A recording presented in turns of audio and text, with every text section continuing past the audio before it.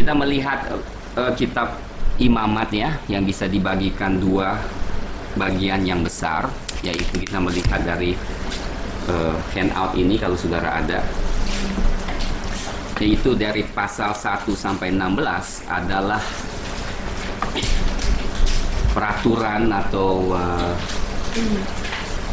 hukum atau worship ya, untuk penyembahan untuk umat Israel secara umum, public worship. Nah, kita melihat dari pasal 17 sampai 27 adalah kitab di mana untuk untuk masing-masing pribadi yang Tuhan tentukan. Nah, kita melihat kenapa kitab ini susah. Nah, kita juga lihat satu hal yang penting, saudara. Kita lihat setelah umat Israel keluar dari Mesir ya, dengan penyataan Tuhan yang dahsyat. Terus kemudian kita nggak lihat hal-hal yang sangat menarik lagi seperti di kitab Keluaran. Wow, mukjizatnya nyata. Nah, Tuhan mulai menunjukkan pertama kemahnya, tabernakel. Iya kan, kita lihat. Itu ada di Keluaran mulai dari pasal 20 sekian. Nah, Keluaran itu berarti Tuhan udah memimpin umat Israel ya, bukan hanya di dalam hal-hal yang spektakuler ya, tetapi Tuhan ada rencana yang lebih lagi.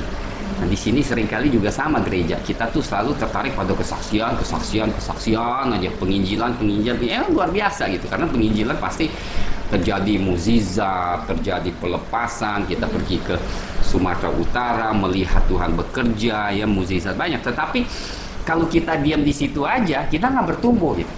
Kalau kita hanya senang sampai di situ saja, kita nggak bisa bertumbuh. Karena Tuhan lihat setelah itu, kitab setelah Keluaran kita langsung lihat Tuhan menyuruh umat Israel membangun kemah ya. Terus nanti kita akan melihat perabot-perabot itu ada artinya. Kenapa? Nah, diajarin tuh bagaimana umat Israel masuk di dalam hadirat Tuhan. Kita melihat kenapa ritual-ritual atau cara-cara itu penting sekali. Dan setelah itu Tuhan langsung masuk ke imamat. Imamat itu apa sebenarnya? Nah, kita melihat imamat itu sebenarnya adalah mulai Tuhan ajarkan pengudusan. Nah, seperti saya pernah katakan kan, kekristenan itu, keselamatan itu ada dua fase dan penting. Memang benar, tidak ada kebaikan untuk perbuatan kita yang baik bisa menyelamatkan kita. Ya, itu sebelum kita mengenal Tuhan Yesus, perbuatan baik apapun tidak dihitung. Ya, perbuatan baik itu hanya mulai setelah Yesus masuk dalam kehidupan kita, sehingga perbuatan yang baik itu mulai dilakukan karena kita sudah menjadi saksi. Dan bedanya, saudara, juga kita akan melihat dengan jelas sekali kalau saudara pernah kenal orang yang belum kenal Tuhan yang melakukan yang baik dengan orang yang kenal yang melakukan pekerjaan baik, itu ada bedanya. Saudara mungkin bisa lihat, meskipun sama-sama berbuat baik nih, tetapi bagi orang Kristen yang sungguh-sungguh digerakkan oleh Tuhan, mereka akan lakukan kebaikan untuk Tuhan, untuk kemuliaan nama Tuhan, iya kan? Lain dengan orang yang sebelum kenal Tuhan, mereka lakukan yang baik, tetapi mereka lakukannya kebanyakan untuk nama sendirilah, untuk motif sendiri, tujuan masing-masing, kita nggak tahu. Nah, dalam kesaksian saya kan saudara bisa lihat orang tua saya itu benar-benar adalah pekerja filantropis ya, berarti kerja yang sosial yang luar biasa lah. Tapi kita lihat nggak ada damainya ya, sering ada hal-hal yang motif-motif yang tertentu ya kan, namanya dimasyurkan, orang sembah dia. Jadi kita melihat tuh, itu bedanya. Nah, kekristenan adalah satu yang luar biasa.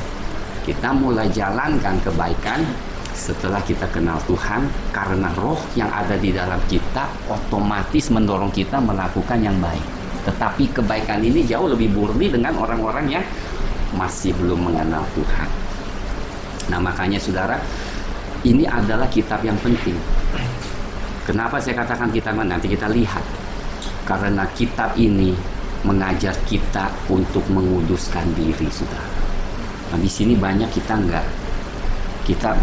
tidak mengajarkan di gereja. Makanya kadang-kadang nggak bertumbuh-tumbuh ya, susah bertumbuhnya, dan kita nggak mengerti. Nah tadi saya pelajari lagi, meskipun saya udah pelajari di imamat tuh berkali-kali, sudah benar-benar pelajari, tapi lebih pelajari lebih banyak, kayaknya nggak habis-habis kalau gini terus-terusan. Dan kita melihat ya Tuhan itu sangat sekali, saudara perhatikan ini, mungkin kita jarang ditekankan. Tuhan itu ternyata ya, kalau di dalam imamat ini berarti terhadap dosa ini adalah hal yang serius sekali di mata Tuhan. It's a serious thing, adalah satu hal yang serius, yang mungkin kita tuh kadang-kadang nggak anggap dosa itu seserius apa yang Tuhan anggap. Ya, kita kadang-kadang merasakan kasih karunia Tuhan, memang kasih karunia Tuhan, tapi sebelum kita bisa mengenal kasih karunia Tuhan yang lebih dalam, kita juga harus kenal seriusnya konsekuen atau akibat dari dosa itu begitu dalamnya. Maka kita akan apresiasi kasih karunia Tuhan yang lebih dalam lagi, ya kan? Orang yang mengenal konsekuen dosa lebih detail, lebih dalam, mendalam, akan lebih bersyukur atas perbuatan Tuhan Yesus yang menebus dosa kita karena dosa-dosa ini. Makanya kita melihat ini, imamat mulai mengungkapkan hal-hal seperti ini. Kita akan melihat tuntutan-tuntutan Tuhan untuk kekudusan atau pengudusan dalam kehidupan umat Israel. Nah, tentunya makanya seperti saya katakan, sejarah juga mencatatkan ya, kita lebih cenderung lebih senang yang spektakuler, yang mukjizat, tetapi Tuhan sebenarnya menghendaki kita tuh hidup di dalam kekudusan. Nah, ingat ya, seperti saya katakan, tahap kedua ini penting bagi kita sekarang. Makanya discipleship class, pemuridan ini bukan seolah hanya pengurapan, tetapi ada pengajaran-pelajaran yang penting sekali dalam hidup kita. Lebih kita mendalami firman, lebih kita mengapresiasi. Kita mulai hari ini cuma 7 pasal ya, ya memang sih nggak banyak. Tapi kita juga melihat nanti, saya tidak tahu apa sejauh mana saudara mengerti tabernakel. Ada yang sudah pelajari tabernakel Musa belum? Mungkin nanti pas belajar Keluaran. Enggak, sedikit saya harus sampaikan sebab ada kaitannya nanti supaya saudara kita kurang lebih mengerti dulu ya. Kita harus tahu yang 6 perabot ini yang Tuhan tentukan. Ini perabot ini penting sekali. Ya. Ada 6 perabot. Ya. Dan ada 3 ruangan, 6 perabot.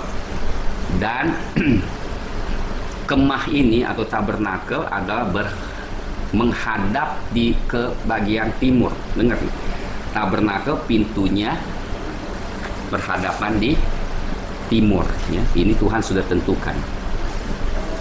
Pas masuk, kita masuk ke, tentunya melewati gerbang ya, gerbang. Kemudian masuk ke halaman, pelataran, ada yang kita katakan pelataran. Di pelataran itu ada 2 perabot. Ingat sekali, yang saya percaya adalah sebelah kanan adalah meja,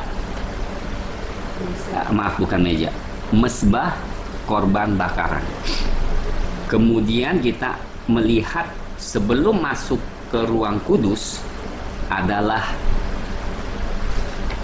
bejana pembasuhan. Nah, saudara, singkat saja, 2 bejana ini dibuat dari tembaga. Nah, kenapa saya mau tekankan? Saya harus tekankan. Tembaga artinya penghakiman. Dan semua 6 perabot ini menunjukkan kepada pelayanan Tuhan Yesus Kristus. Aspek dari Tuhan Yesus, pelayanan Dia untuk menebus dosa manusia. Makanya penting sekali kita pelajarin tabernakel. Saya nggak bisa mendetail, tapi umumnya 2 perabot di pelataran ini adalah dibuat dari tembaga. Tembaga itu adalah cerita tentang penghakiman. Nah, dengar, sebelum kita bisa memasuk ke ruang kudus, sesuatu harus dihakimi. Makanya domba itu disembeli di di pelataran. Nah, Tuhan Yesus adalah domba Allah yang sempurna. Yohanes Pembaptis sewaktu melihat Yesus langsung dikatakan apa? Lihat, anak domba Allah yang menebus dosa manusia. Dia adalah penggenapan dari kebutuhan di mana hanya dia yang layak menjadi korban domba Allah bagi kita. Yang lainnya hanya satu gambaran saja atau satu shadow, bayangan apa yang akan terjadi. Excuse me. Dan kemudian kita melihat apa tadi? Sorry.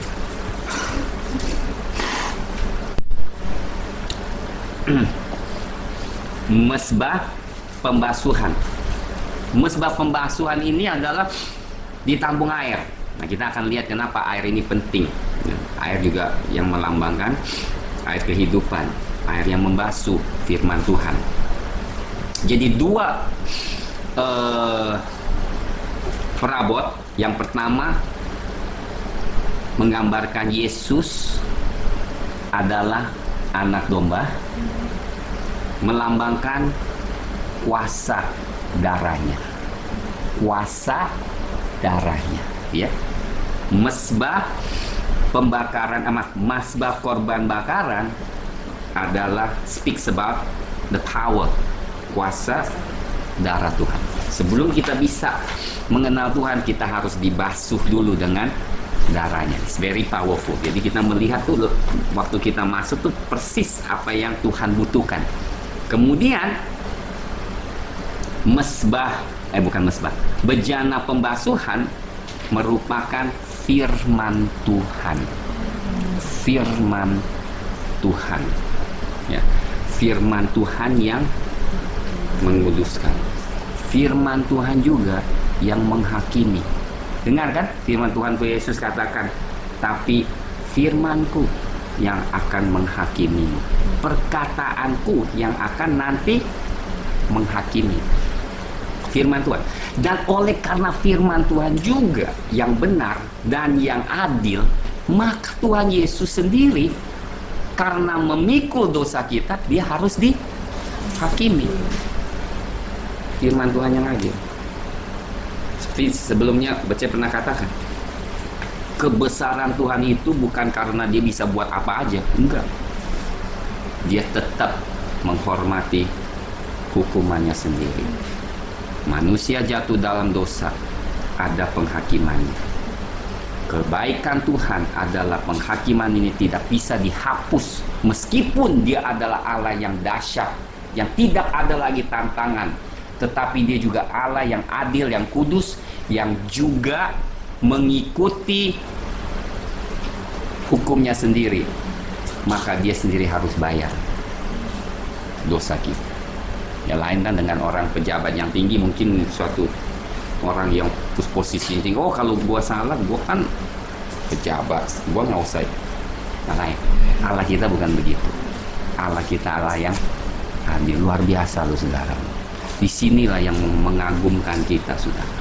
Saya rasa kekristenan yang mengagumkan tuh bukan karena mukjizat aja atau tapi yang mengagumkan adalah Allah sendiri tidak melanggar hukum kekalnya. Sewaktu melanggar dosa ada akibatnya. Dia yang sendiri yang ambil inisiatif mau menebus dosa kita. Dia sendiri harus juga dihakimi sesuai dengan hukum yang dia tentukan. Hukum dosa adalah maut. Oleh sebab itu Tuhan Yesus sendiri harus mengalami penghakiman yang datang dari Tuhan. Ini dengar, ini sesuatu yang saudara harus renungkannya yang luar biasa. It's tremendous, it's powerful. Nah, kemudian setelah itu baru kita masuk ke ruang kudus. Ruang kudus ada 3 perabot. Dengar, ruang kudus ada 3 perabot. Apa 3 perabot?